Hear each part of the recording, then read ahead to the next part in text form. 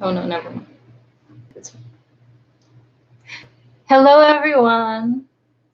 Welcome to my Patreon live stream Q&A, and this month is all about sadism and masochism. Hopefully, you're excited about the topic. Yes, so this month I published on my Patreon, exclusively on my Patreon, my first short film with dialogue and everything. And I was so happy to hear all of your feedbacks, and I was so delightfully surprised by all the positive feedback. So thank you so much. That is the kind of projects I was hoping to do when I started my Patreon. So I'm really happy that I finally got to publish that and that you all got to see the final product.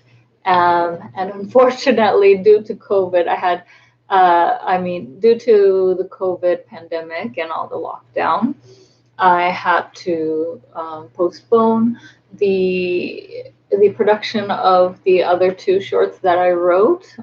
So hopefully that's still in the cards, but I am glad that the first short, the interview short, was finished like just 2 weeks before the lockdown happened. So that was filmed and ready to get edited remotely, after the lockdown happened. So yes, unfortunately, the other two didn't get done. But the script is written, and hopefully it becomes reality at some point. But yeah. Well, and then next month, September, is also my birthday month. So if you want to send me anything, any birthday wishes, any birthday gifts, you can go to my wish list, which I posted on Patreon about a week ago. And you can also find my wish list on mindfulsurrender.com, and then you go down to wish list. So you can find those things, and hopefully I get to open many pretty things that I can wear for you on my photo shoots. Okay, so also for September, I posted. I think that you all might have seen the post I made on Instagram of me sitting on this cute little maid girl playing the piano. It was a little surprise video that the photographer was taking while we were fooling around. But the photos from that shoot will be published next month, September 1st. So that is really hot. I've been going over those photos the last week or two, and man, that's one of the top photo shoots I've done. So be excited. It's beautiful, beautiful film photography, and just hot concept with service, chastity, and whipping, all that deliciousness. So look forward to that. Okay, so this month, the Patreon Q&A, you guys got to submit questions, and it's open for everybody to watch. The topic is sadism and masochism.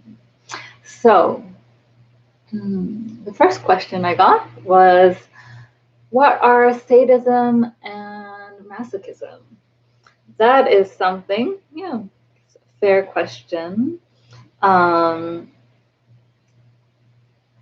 So let me start by defining them.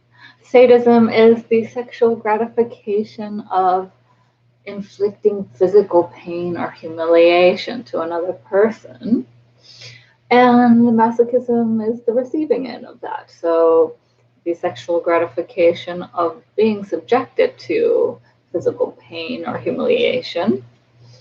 And yes, that leads to, I want to talk a little bit about how that is different from being a dom and a sub. You know, I think if you're somebody who's into the fetish scene, in the BDSM scene, you probably know this, but for those who are very curious, quite closeted, and don't get too much of these information. Yes, so domination, being a dom or sub, can be, you can be a dom and sub, or a sub, and a sadist and a masochist, but it's not, you don't have to be both. So somebody who enjoys being in control, being in charge, being the one who leads, being on top, does not necessarily mean that you enjoy inflicting pain and suffering and humiliation. So that means that you are a dom, but you are not a sadist. And on the other end, you can be into being controlled, maybe being into bondage, maybe you're into sensual domination, um, into yes, like being led, uh, being on the bottom, and so you will be a sub, but maybe if you're not into pain at all, you can not be into pain at all, and you can also not be into humiliation, and you can still be a sub.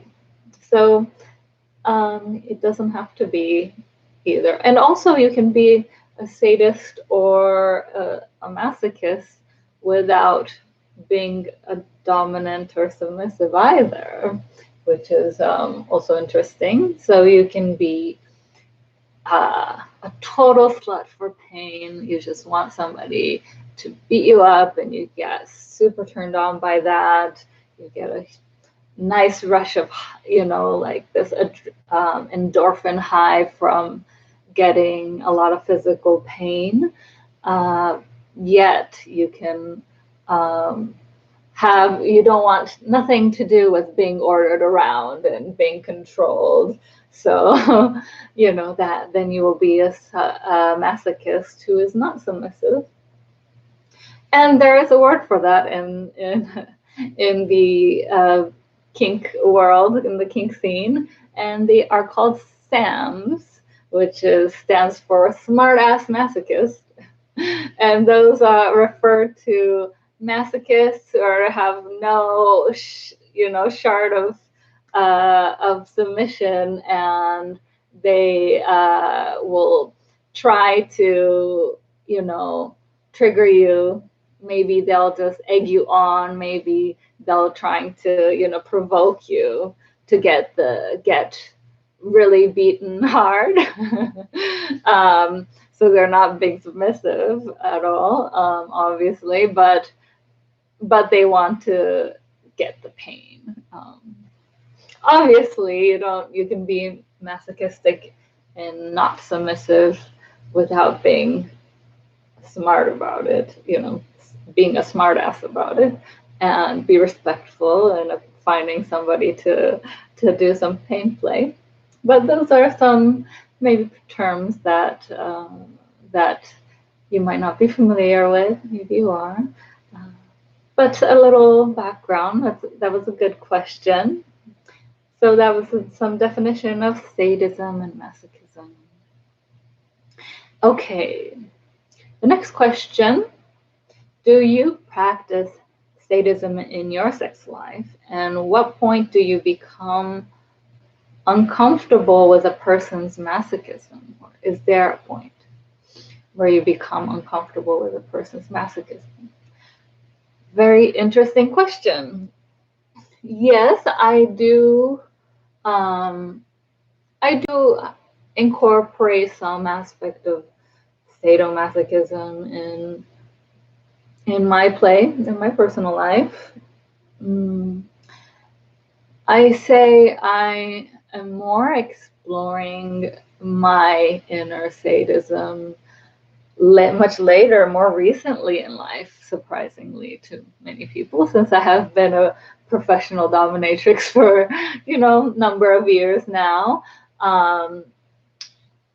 That meaning I have, obviously have engaged in like sadistic play, which is causing a lot of pain and a lot of degradation. So it's something I have engaged in my professional life, but I am definitely more on the lighter, more sensual, more in the mean and, embarrassment side of the spectrum, as opposed to the other end, which is, cruel and cold, degradation, that kind of thing.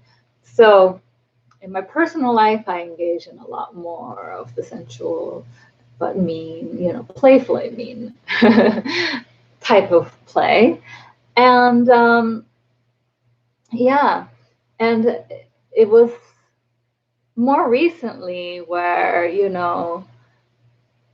have a very good Dom friend who told me maybe a year ago, perhaps, maybe a year or two ago, it's like, I see a little bit of sadistic side in you. Maybe you should explore it. And, and so I started exploring a little bit.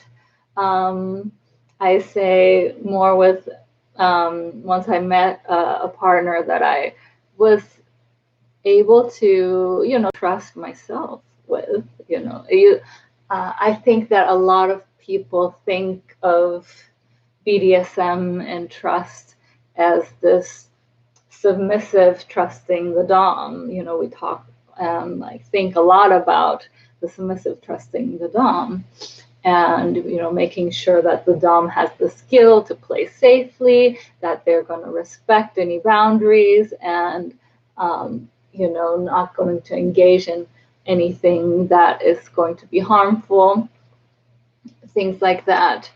But trust goes both ways. So for me, in between this range between kind of this playful meanness, light pain, and embarrassment, and then the other end, the cruelty and degradation, at some point in that range, there's like this threshold I reach where when I pass it, I'm engaging on this end as a service top, more of a service top, meaning I am doing exactly what the sub is desiring in this heavy degradation and heavy pain play. And so it's not coming from my desire to inflict those things, but it's coming from my desire to want to have my submissive experience their desires. So there's that service topping, and I can engage in that. Or if I pass that threshold into that heavy sadistic kind of range, I have to kind of I have to cut off my empathy. And I am a high empath, and that makes me a great Dom in a lot of ways, because I can read very, very precisely where my sub is in play. A lot of times I can read where their limits are, what they're feeling, what they're experiencing during play, and that is information I can use to have the play around with that threshold and that tension. But yeah, so it's really hard for me to disengage, because if I carry that empathy with me um, to this sadistic realm, a lot of, it's not about me, it's about them at this point where I'm causing all this cruelty. And so in order to feel that it's coming from my desire to inflict this cruelty, I have to not, in a way, obviously, with them consenting to it previously.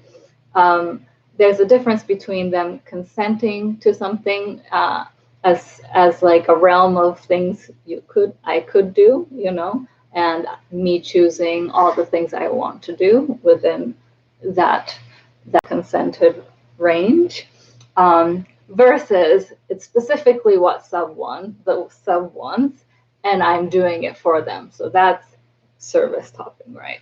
So when it's on the table and when I'm in that, in order for me to access that cruel mistress, like that cruelty, the desire to inflict these things on them, I have to kind of like cut off this huge level of empathy. And for me personally, now I'm not saying this about everyone, but my personal experience.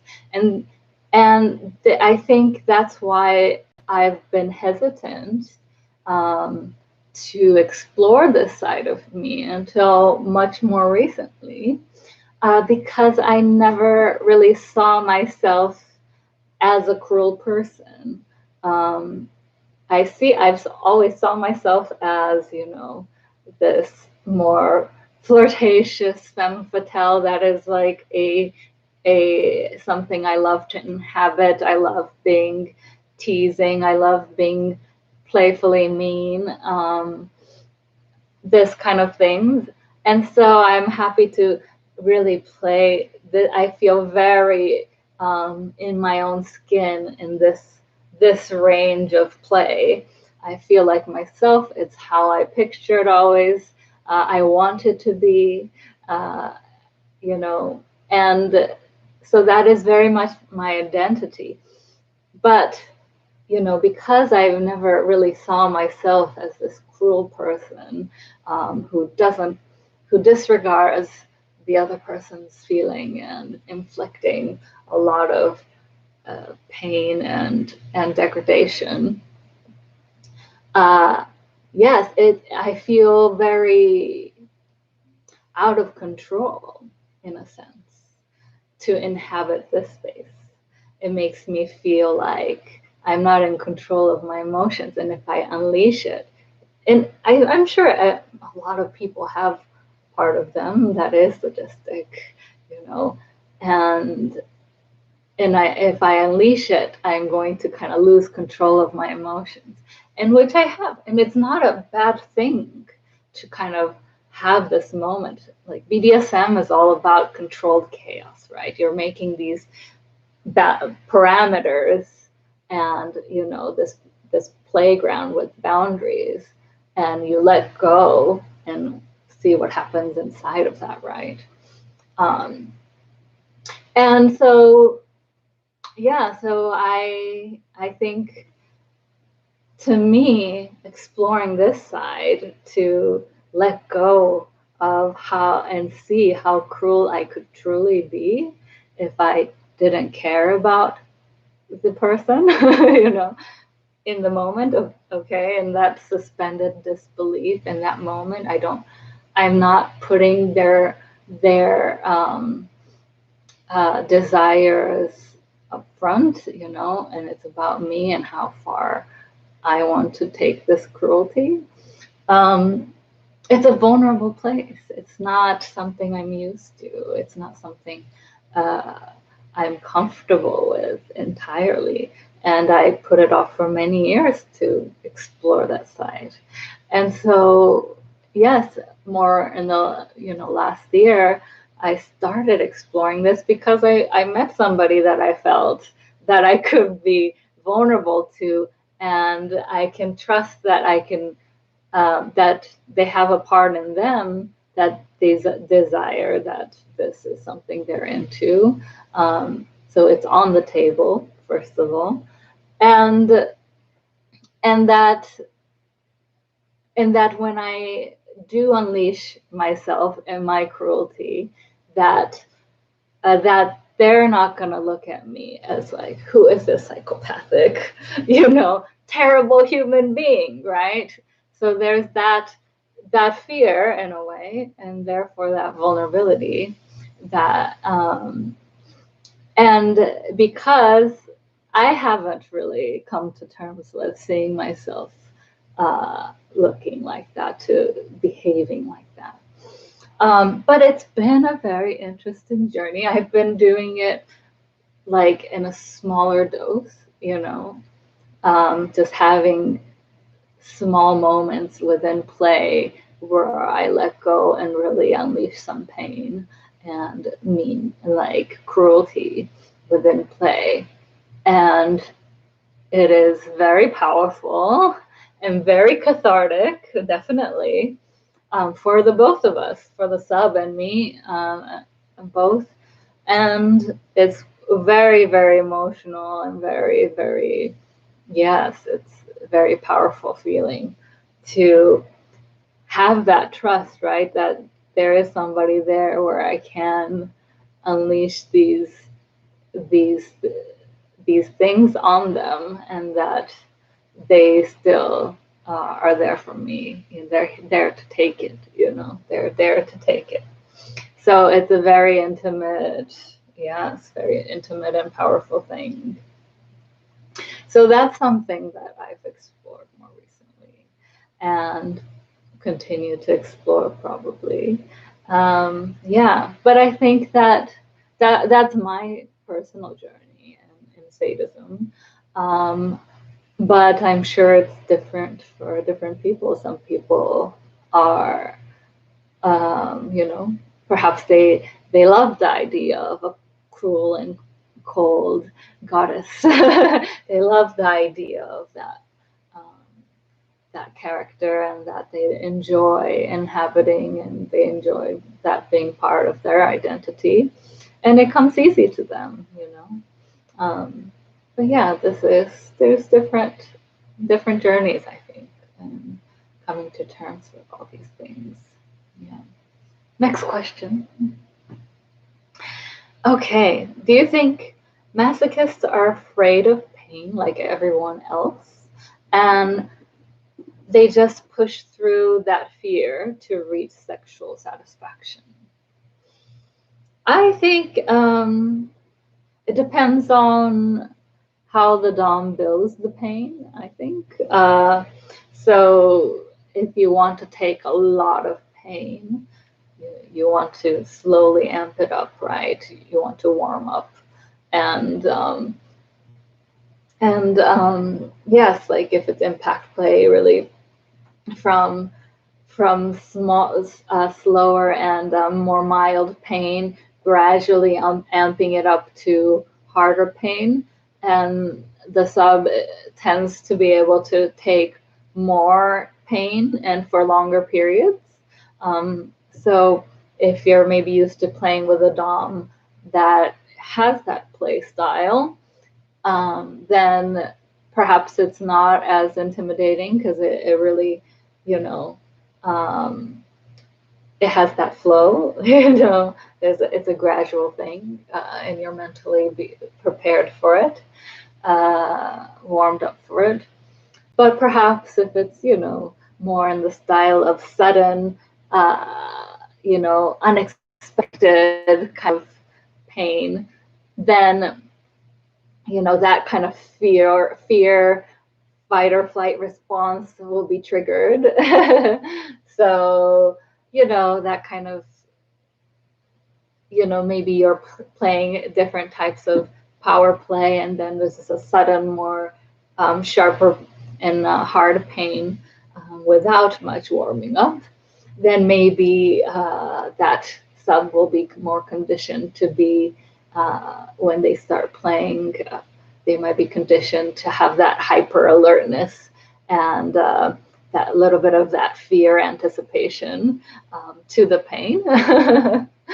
But yeah, I think that, but I think that it's probably a mix of excitement and anticipation and fear. In that, I think similar to maybe a long distance runner, you know, where you love the feeling of running, you love the accomplishment, it's very gratifying, and there is some, you know, runner's high and that pleasure associated with it. But perhaps before the marathon, the triathlon, before it begins, there's a lot of jitteriness and nervousness, that anxiety and anticipation at the same time. I think, you know, that might be the case. Yeah, hopefully that answered your question. Okay, next question. What are the differences between a sadist and an abusive dom? Okay, so the difference between a sadism and abuse is, again, consent. So like we talked about before, earlier, if it's on the table, that, you know, level of degradation and pain play is on the table, for the masochist, and you're a sadist who is going, you know, to town with that sub, then it's entirely consensual, and I think that, you know, so that's, you know, that's something that, you know, is not abusive, right? But yes, abuse is when I think, yeah, yes, if you're not caring about subs' needs, desires, and their long-term well-being, all of that. Yeah, if you're not thinking about your partner's well-being, or whoever you're subjugating your sadism to, their well-being, then that is abuse, right? But yeah, yeah. So you say sadism is not necessarily abuse, but you can be sadistic and abusive if you're not taking these things into consideration. Yeah, I think that answers it. Next question.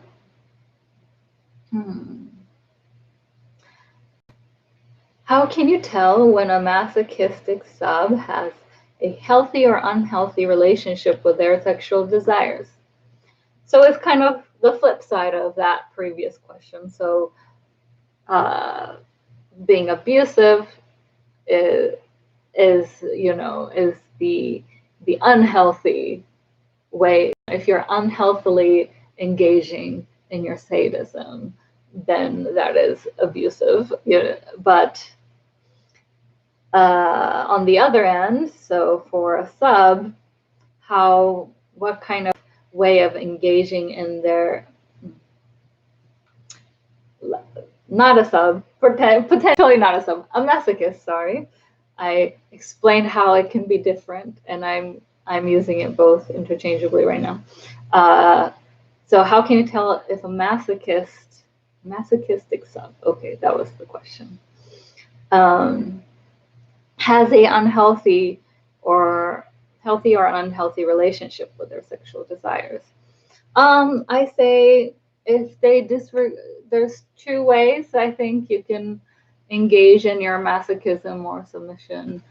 in an unhealthy way, and one is disregarding for future consequences or for the present gratification. So maybe the idea of really brutally dominated or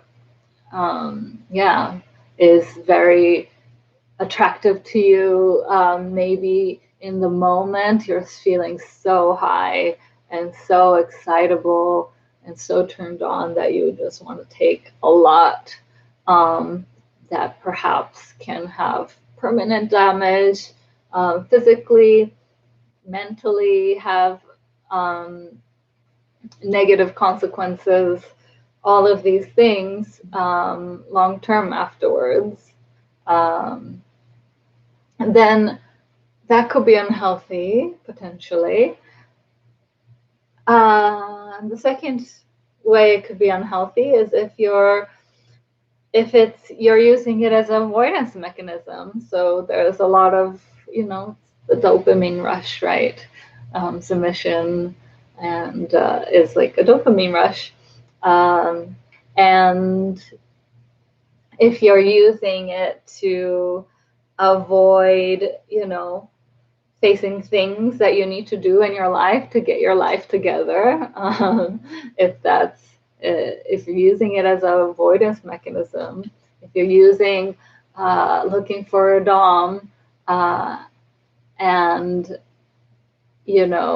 to get your life together because you haven't figured your life out, and you haven't, you don't want to figure your life out, and you're being lazy or just avoiding, then I think that can be very unhealthy. And you see it quite a bit in the kink scene.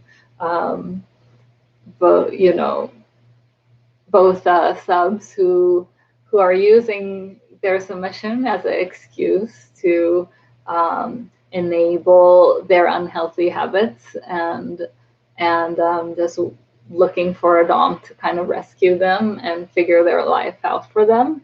That's unhealthy.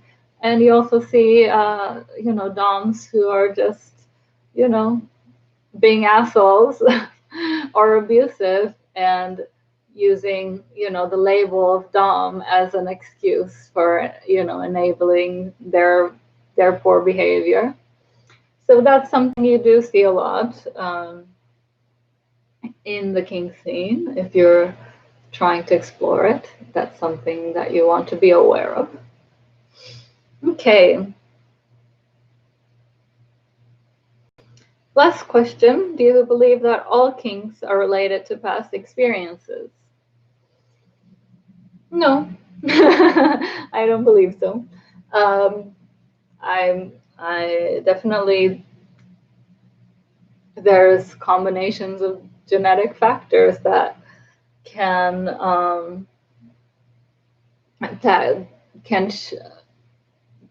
shape people's sexual desires, definitely. So maybe your desire for submission or domination, sadism, masochism can be rooted in some genetic combination of genetic factors. And some of it is, I think, also just physiology. I think a lot of BDSM play is just kind of like hacking your body and hacking your mind. So, for instance, a lot of, pain play can be this hacking your body to get an endorphin rush, right? So that's something that if done well, I think a lot of people can experience, even if they never thought to associate pain with sexual gratification. They could still experience endorphin rush from a gradual built-up pain play that's very limited in not going too far in the pain scale. So that's kind of more of like a physiological, like, hack of humans, to experience this new sensation. So yeah, so those are things I would say. Yeah.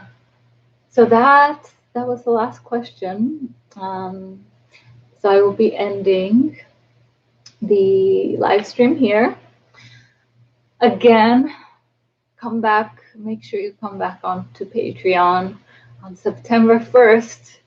It's going to be posted on 6 a.m. At 6 a.m. PST, the little Madame and Maid Girl photo shoot. So good.